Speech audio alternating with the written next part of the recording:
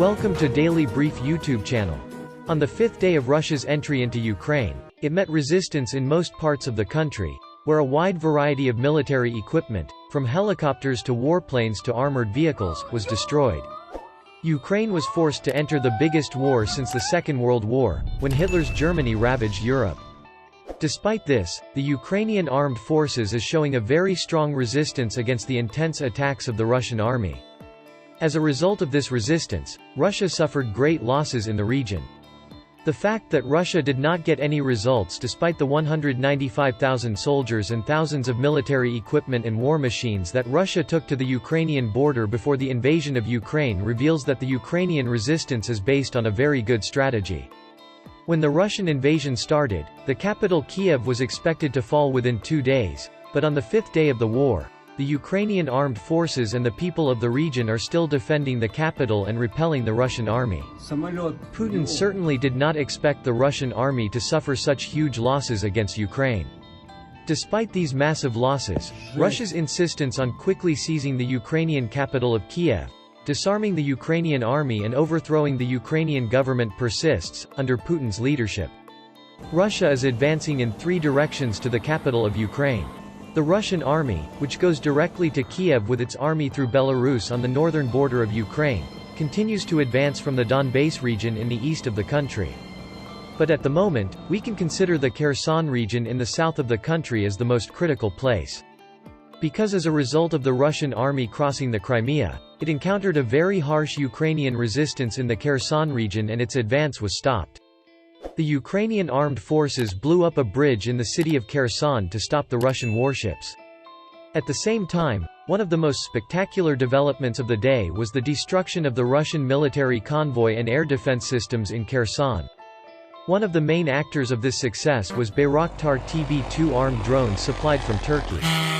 Before mentioning the success of this popular drone in Ukraine, which is famous for destroying Russian tanks and defense systems, it should be noted that the primary architect of the Ukrainian resistance is the heroic and patriotic Ukrainian people. They have some powerful equipment to resist, but the Ukrainians show such heroism that they are ready to confront the Russian army with stones and sticks even if they have no weapons in their hands. The Ukrainian armed forces neutralized the Russian military convoy that entered the city of Kherson with Bayraktar TB2 armed unmanned aerial vehicles. In the images reflected on social media, many armored vehicles in the Russian military convoy stand out. In addition, it was reported that the logistics elements of the Russian army were destroyed by Bayraktar TB2 armed drones along the railway.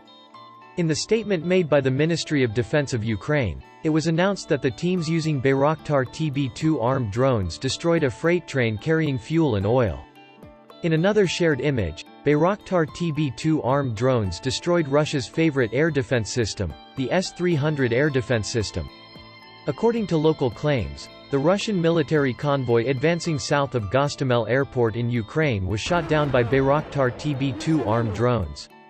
Local accounts shared the image of the destruction of a convoy of Russian military vehicles on the way to Kharkiv. The Bayraktar TB2, procured from Turkey, may be the most strategic weapon of the Ukrainian army, despite the large arms aid from the European Union and the USA and many high-level weapons used in the region. Because Bayraktar TB2 unmanned aerial vehicles had proven himself in the wars in Libya and Nagorno-Karabakh. However, it has now been seen that Bayraktar TB2 can also be successful against the Russian army, which has high-level radar and air defense systems. It is seen once again that the drones, which are mentioned as the technology of the future, are a much bigger threat when armed as well as tracking and reporting the activity in the region. The showdown with Bayraktar TB2s in Kherson and Kharkiv suddenly brought the interest in armed drones to a peak.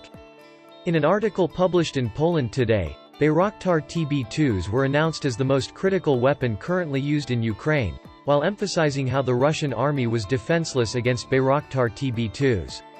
It is also reported that Poland made a request to receive the 24 Bayraktar TB2 armed drones purchased from Turkey earlier. Kiev took delivery of 20 planes, but analysts expected the plane to be neutralized as Russia targeted Ukrainian airbases in the early stages of the war. So what else can this interesting drone, which was used in the war against enemies with weak air defense systems, now do against a much more capable army?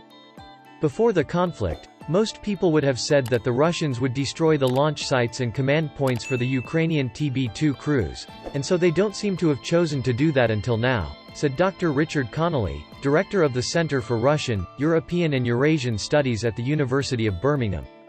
By the way, this allowed Ukraine to do harm by using the plane.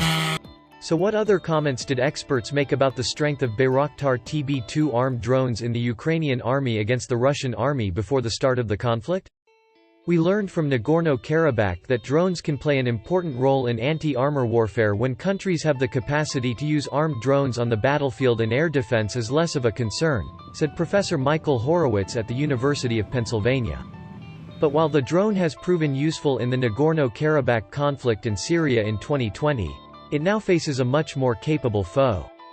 The principles of responsible artificial intelligence will establish a justifiable trust in AI systems that the Department of Defense will rely on for all field operations. Mark Kansian, senior advisor at the Center for Strategic and International Studies, wrote in a recent article for Breaking Defense that a conflict between Russia and Ukraine will give insight into the usefulness of the modern tank, an aspect of the terrain, on the battlefield. The war questioned by some experts after the Nagorno-Karabakh War.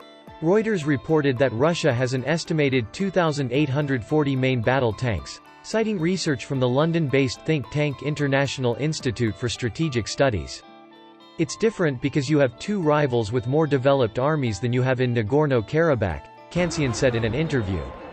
The Russians, of course, have an almost first-rate army. Sam Bendet, a Russian military expert who advises the CNA think tank, said, "The Russian military claimed that the Bayraktars would not be a major threat to a power like Russia because of Russia's advanced early warning radars, electronic warfare capabilities and layered air defense. Russia is encountering more resistance than it expected from Ukrainian forces, but Russian President Vladimir Putin still has unused combat power at his disposal." He noted that the successes of TB2 drones in Syria and Nagorno-Karabakh went against old Soviet-made air defense systems because it flew low and wasn't built for speed, making it more vulnerable to advanced air defense systems. The United States and its allies also provided the Ukrainian forces with the Javelin to defend against Russian tanks. So they can see the flaggers from afar, identify them more quickly, and take various countermeasures against him, said Bendet. Despite all these comments, for now, Bayraktar TB2 armed drones seem to have achieved much greater success in the Ukraine war than experts expected. The stronger uprising of the Ukrainian resistance against the heavy attacks of Russia also increased the aid to Ukraine. Many European Union member states and the United States have announced that they will send very strong military aid to Ukraine.